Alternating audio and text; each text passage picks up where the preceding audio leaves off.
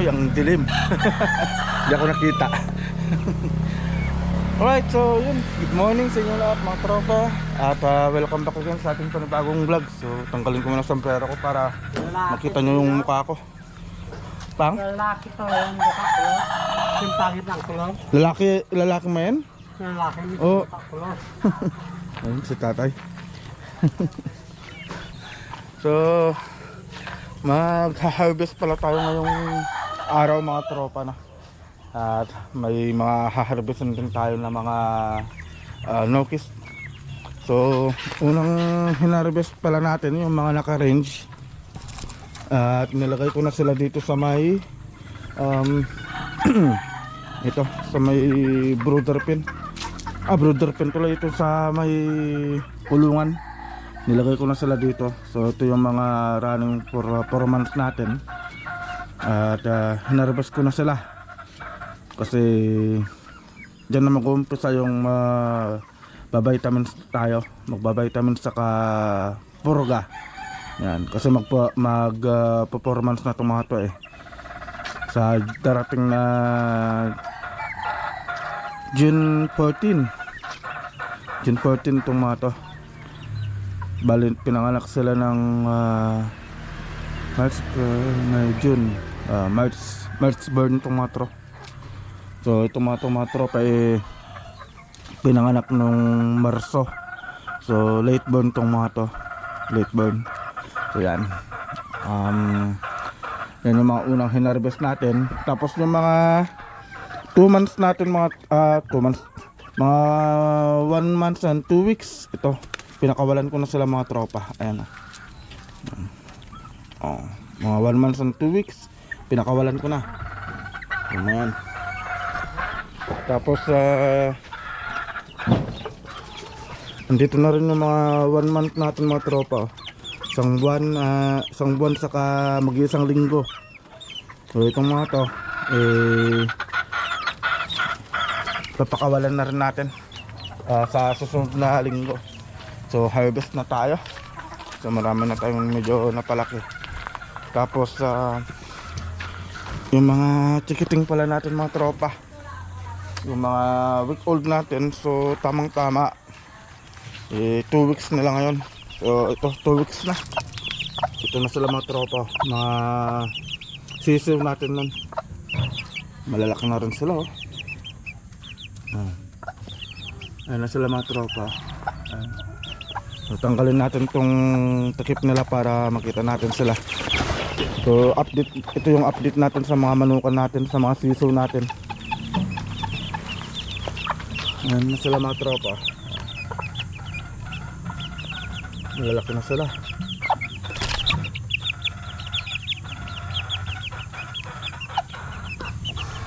Diba? Ang bilis lang magpalaki ng sisiw kung tama talaga yung ginagawa mo. At hindi ko pa malalaman mga tropa, hindi ko pa alam kung ilan yung babae saka ilan yung lalaki dyan. So baka sakaling bukas mag-gender reveal tayo. So titignan natin yung mga kasarian nila kung lalaki ba sila o babae. So yun, sa ganitong edad kasi malalaman na natin. So kung paano yun, yun ang ituturo ko sa next na vlog natin mga tropa. Pero ngayon magha-harvest na muna tayo ng mga chikiting natin. So may i-harvest kasi tayo dun na isa. So malaki na kasi mga tropa tatakpan lang natin to.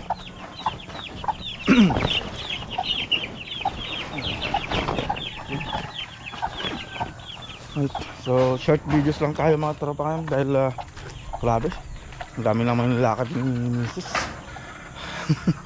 Hindi kami nauubusan. Pero ito mga tropa hindi lang good news lahat yung may tapakita ko sa inyo, kasi may bad news din tayo. So ito nangyari nung kailan nun, hindi ko na i-vlog to, pero gusto ko lang i-share ito mga tropa. So yung mga 3 weeks natin, 3 weeks. So ito yung nangyari yan. Batay tayo dyan. Yan yung nangyari. Sayang, lalaki pa man din. Sana nga gumaling pa to. Ayun. Ay, nakakalungkot. Nakakalungkot naman. Bali, tinuka siya ng mga kapatid niya. So ito, magkapatid to. So yun ang isang haharvestin natin ng kapatid niya. Ito na harvest na natin. So nilagay ko na siya dito sa may kulungan. Tapos yung hari ng selda nila, yun ang i-harvest natin. Grabe. So, kukunin natin yan ngayon. Tamang tama, dadaan din tayo sa may cording area natin. So sakto may papakita ko sa inyo yung mga nakakoid natin.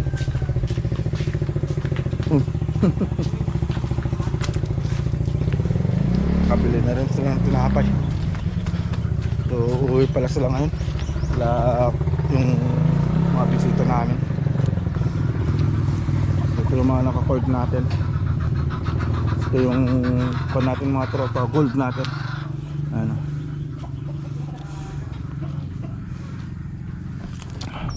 bali nakapagpakain na rin ako sa kanila. Tapos silipin natin itong mga magsi 6 months natin. Ito ano, ito naman magsi 6 months natin na ito yung talisayan. Tapos nandun din pala yung gold. Ayun, nandun. Pakita natin. Ayun sa mga tropa, yung gold natin. Tapos nandito rin yung mga 4 months natin mga tropa. Running for 5 months. Dito sila, yung mga makri natin. So update tayo sa kanila. So hindi pa pala tayo nakapagbakuna. Gawa nga nung hitik kasi yung lakad namin ngayon nila misis. Laging may biyahe. Gaya nung nakaraan kahapon, pumunta kami ng Bulinaw. Tapos nung nakaraan naman, pumunta kami sa may SSS. Tapos ngayon, babalik kami sa Alaminos. Gawa nga nung ihahatid namin sila Karen sa Kasikowa. So rest day na muna, di bali sakto. Pahinga muna tong mga nokis natin. Tapos kapag hindi na tayo masyadong busy, doon natin na babakunahan tong mga to. So pasensya na muna mga tropa dahil sabi ko magbabakuna tayo pero hindi ko na gawa. Gawa nga nung ang dami natin na ginagawa, ang tamang biyahe. Yun. Right, so haharvestin natin mga tropa yung isang chikiting natin. Bali, ito mga tropa yung pinakamalaki nila 3 weeks kasi to. 3 weeks na. Magwa 1 month na to. Mag-isang buwan na to. Ito, nasa brother ko na yan. Alright mga tropa to. So ito na yung ating running for 1 month old na gold natin. Ito ba ang laki? Ang laki na. Pakaganda.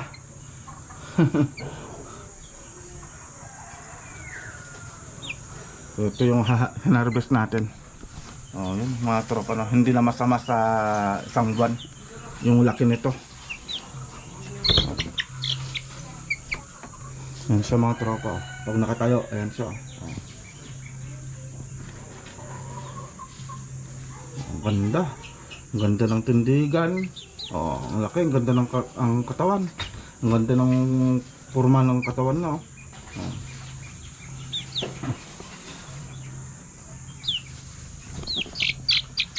Right, so yun.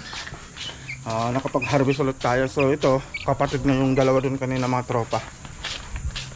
Kapatid na yung mayon. Kaso binanatan na yung isa.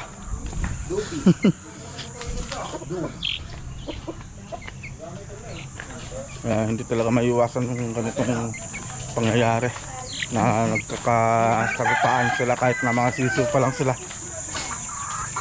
Kaya kailangan natin magmasid lagi. So hindi ko sila napansin mga tropa dahil lagi nga kami sa biyahe. Kaya hindi ko napansin na ganun yung nangyari. Yun, hiniwalay ko na sila mga tropa. Pinaghiwa-hiwalay ko na sila. So ito pala mga tropa, lalaki to. Ayan. Ito ba? So paano ko nalalaman na lalaki? Ayan. So sa susunod na vlog natin, yun ang papakita ko sa inyo mga tropa. So hindi naman 100% mga tropa sumasakto talaga yung paano tayo magtingin ng sisiw, pero masasabi ko na 85%, 85 to 90% sumasakto talaga yung kung paano tayo magtingin kung lalaki o babae. Ano? So halo na lang natin siya dito sa mga isang buwan. Yan. Yun, nakalipad na yung isa.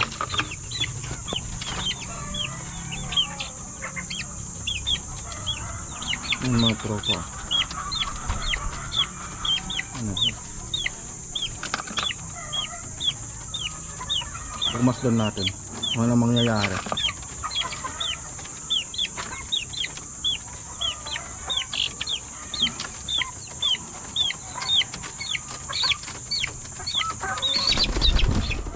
Yun, nakawala na rin ng isa.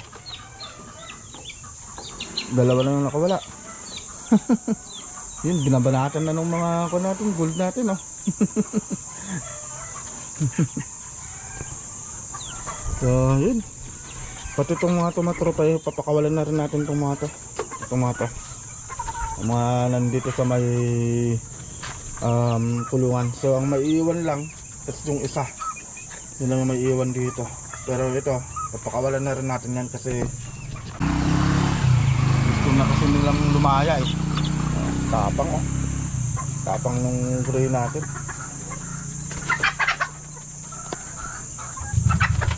Okay, so yun, pakawalan lang natin yung sa mga tropa, no? Ay, nakakatuwa naman talaga pag ganito yung mga manok mo. Okay, so update tayo mamaya mga tropa. So, ito na. Ito na yung ating gray. Ayan, oh, gray. So may isang buwan na rin to, nakawala na rin lang yung iba. So gagawin natin, papakawalan na rin natin itong mga to. Ganun na rin lang mangyayari. Ito pala lalaki to mga tropa. Lalaki yan. Kahit so yun, malaya na sila. So dito na sila sa may range. Ang ganda rin kasi mga tropa na maaga pa lang papakawalan na natin para sa ganun ayun sila, oh. Lumalaban talaga yung gray natin, oh.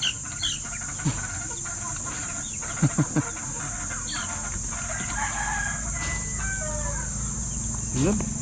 At maaga pa lang pala mga tropa, napakawalan na natin sila para sa ganun lumakas yung mga pangangatawan nila, lumakas yung resistensya nila. Tapos siyempre isa pa doon para maiwasan yung pagkakasakit, kasi pag ganun na nakakatakbo-takbo sila, nakakaikot-ikot sila, nakakalipad-lipad, maiwasan nila yung pagkakasakit nila kaysa naman doon sa may nakakulong. Andun na lang sila. Hello. Hi.